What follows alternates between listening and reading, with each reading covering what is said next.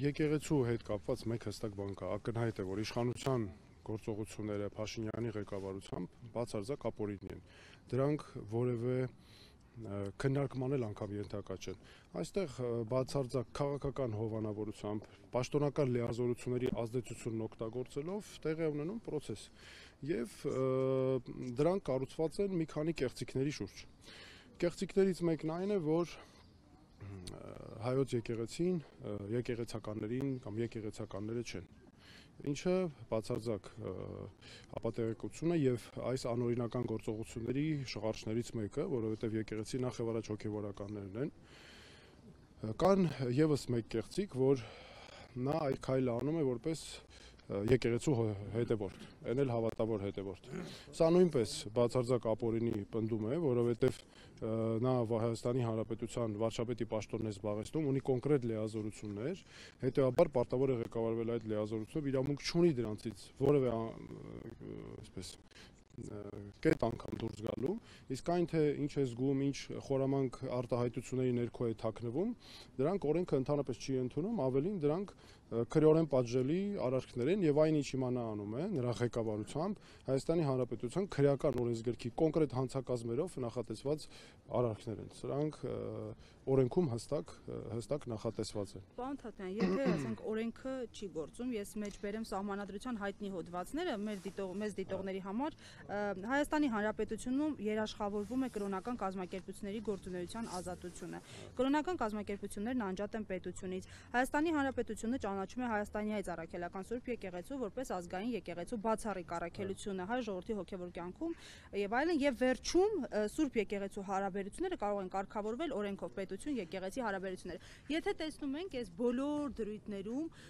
ականատես չենք լինում, որ գործում է, հետեւաբար անելիքը որն է, ով պիտի օգնի։ Հիմա տեսեք, դուք շատ հետաքրքիր մեջբերումներ արեցիք, հիմա որպեսզի մեր քաղաքացիները հստակ ավելի իմանան ինչի մասն է խոսքը, տեսեք, Հայաստանի Սահմանադրությունը եւ օրենքները ընդհանրապես հստակ բաժանել են, որ պետությունը անջատ է իր իշխանության մարմիններով, եկեղեցին անջատ է։ Եկեղեցու ներսում ինչ տեղի է ունենում, եկեղեցական ընտրություններ, բարձրաստիճան հոգևորականների նշանակում, ձեռնադրում, կարգալույծ անելու հարցեր եւ այլն, դրանք հայոց առաքելական եկեղեցու ներքին գործն է եւ մեր օրենքը սահմանել է, որ այդ բոլոր հարցերին պետությունը իրավունք չունի խառնվել, ավելին պետությունը ճանաչում է ինքնուրույնությունը եկեղեցու, ինքնավարությունը եւ եկեղեցին գտնվում է պետության պաշտպանության ներքո։ Հիմա տեսեք ինչ է ստացվում, օրենքը հստակ նախատեսել է, ասում է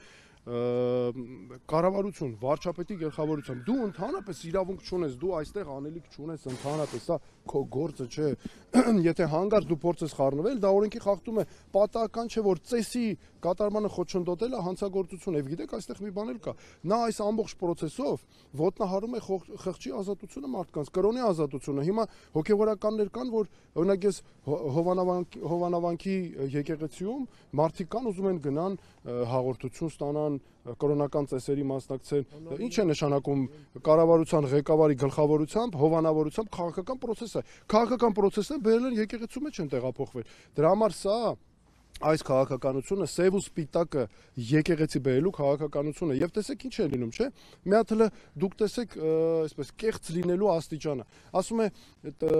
բանը Ստեփան Ասատրյանի հետ կապված, ասում եք նա մեզ համար Տեր Արամ։ Այսինքն չհասկացա, դուք ամենայն հայոց կաթողիկոսի ձեռն ասում եք հրճակում եք կարգալույց, նրա ձեռնադրած հոգևորականներին ասում եք Տեր Արամ, չէ՞։ Հետո ասենք նրա կարգալույց լինելը, այն որ արդեն կարգալույց եղել նույն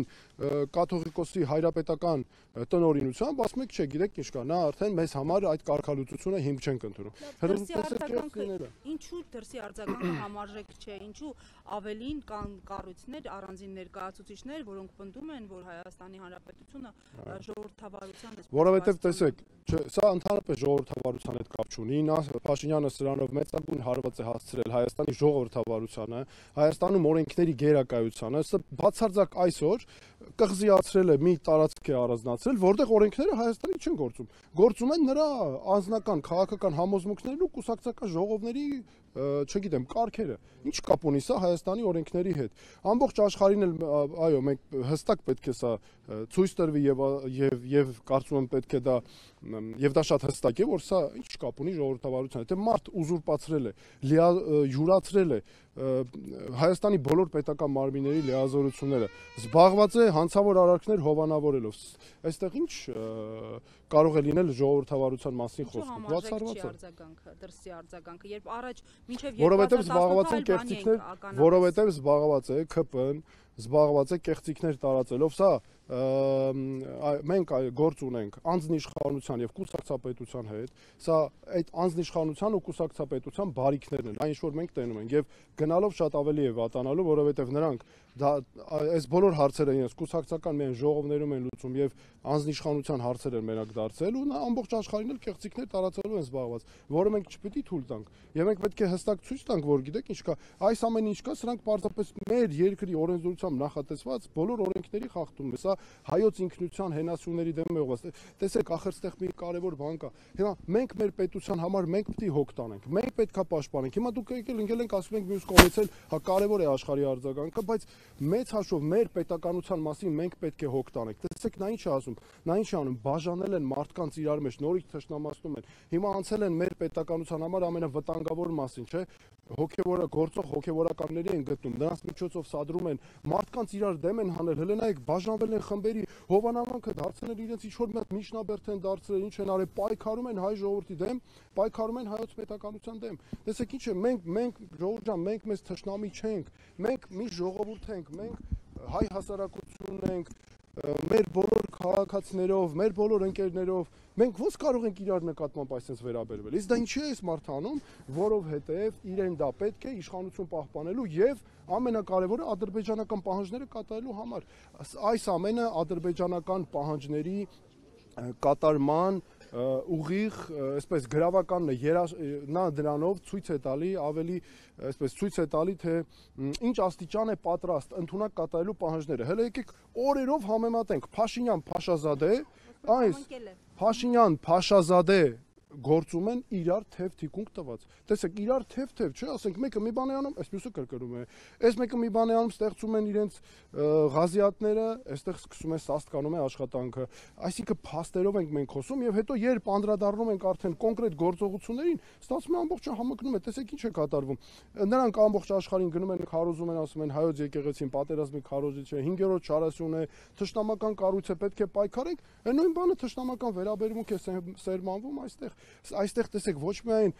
եկեղեցու նկատմամբ է ատելություն սերմանում, ժողովուրդը, մեր ժողովրդի տարբեր մասերի իրար դեմ են հանել, մարդիկ կռվում են իրար հետ, տեսեք հովանամանքի մեր քաղաքացիները, չէ՞ որ այնտեղ որ գնում են, տեսեք իրանք